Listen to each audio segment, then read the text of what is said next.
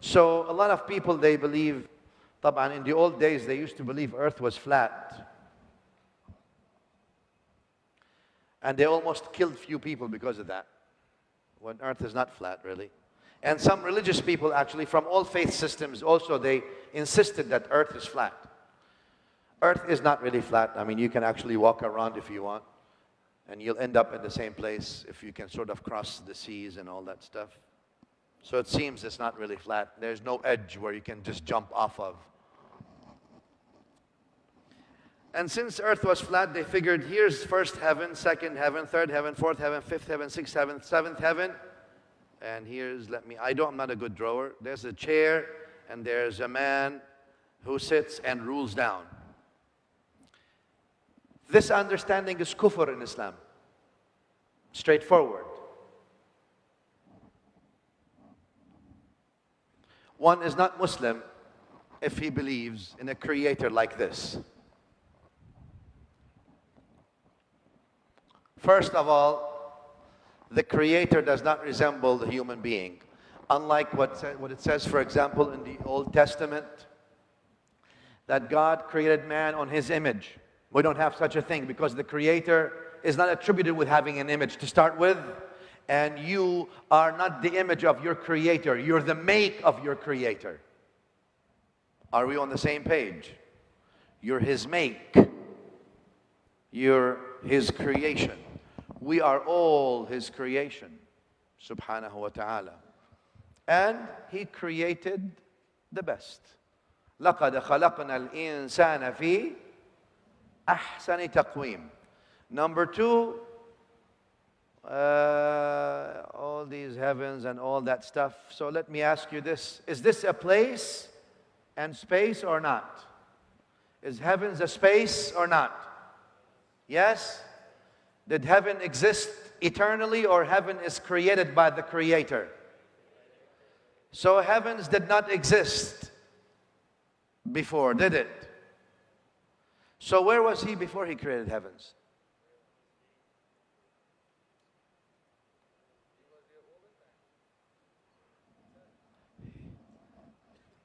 This is not Islamic. We believe that exists at a space. We don't believe Allah is matter. We believe Allah does matter. There's a difference. We don't believe Allah is matter. We believe Allah creates matter. Allah makes matter matter, if that's what you like. Allah's existence does not need space. He existed eternally when there was no space, for his existence is not in need of anything. Yet everything that exists needs him to exist, subhanahu wa ta'ala. And just as he existed eternally without needing a space, he did not create a space and then dwelled in part of the space. Because dwelling in part of the space, it means that you assume a shape, you occupy a place, and you're a mass, and now your creation limits you. All that are attributes of the creation. The Creator, subhanahu wa ta'ala, lam yakun lahu kufuwan ahad. There is nothing like him. Are we on the same page here? Because the people who believe that Allah dwells in the sky, is the sky his creation? Is Isa alayhi salam his creation? So those who believe Allah dwells in the sky or dwells in Isa alayhi salam, what's the difference?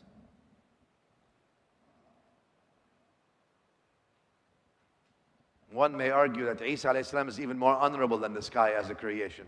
Both of them are creations anyway. Do we understand each other?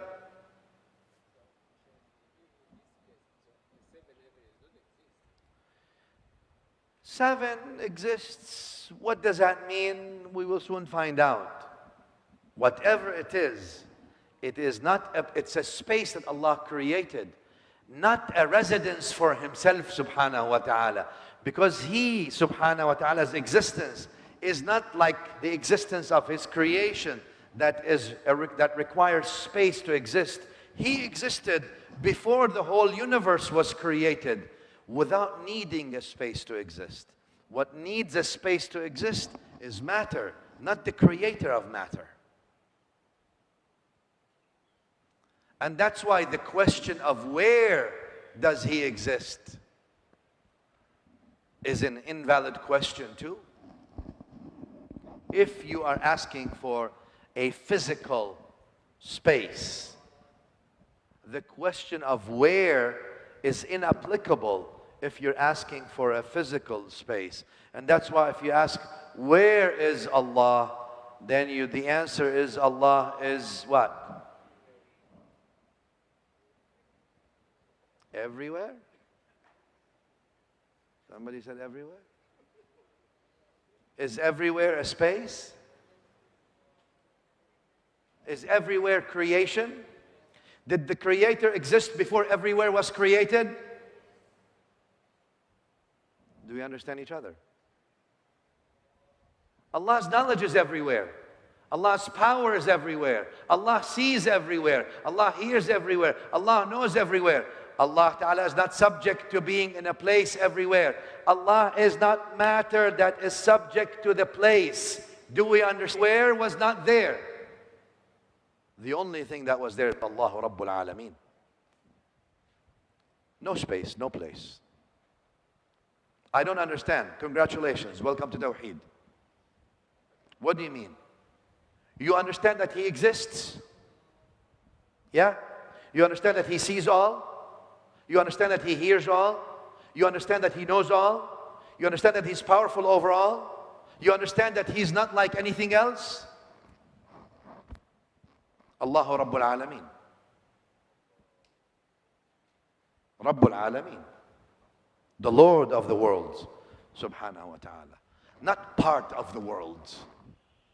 Not a component of the worlds. Not an element of the worlds. Not piece of the worlds. The Creator, Rabbul Alameen, the world, the Lord of the worlds. Are we on the same page there? All right.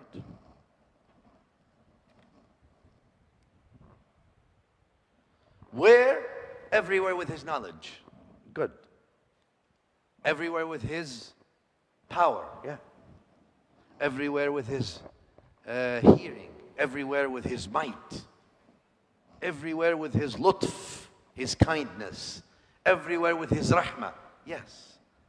But if you mean everywhere in the sense of physics, you're going wrong, man, because now you're calling Allah physics. Allah is the creator of physics. And such of that you will find, for example, in... Who can read for us Genesis 3:8? Allah, come, who's got that? Read. In the Old Testament.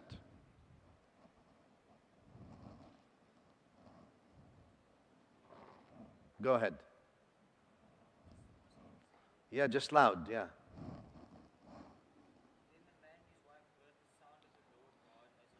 So then the man and his wife, this is supposedly talking about Adam alayhi salatu wassalam, right? They heard the sound of the Lord God. All right? Okay, go ahead. As the Lord God, he was walking in the garden in the cool of the day. We don't have that kind of stuff. We don't believe Allah Ta'ala is a human being. We don't believe that, as you would see sometimes depicted in movies, or even I've seen them in cartoons, that Allah Ta'ala is a big, heavy-set white man with white beard. That's kufr in Islam, meaning that someone who believes that is not Muslim by definition.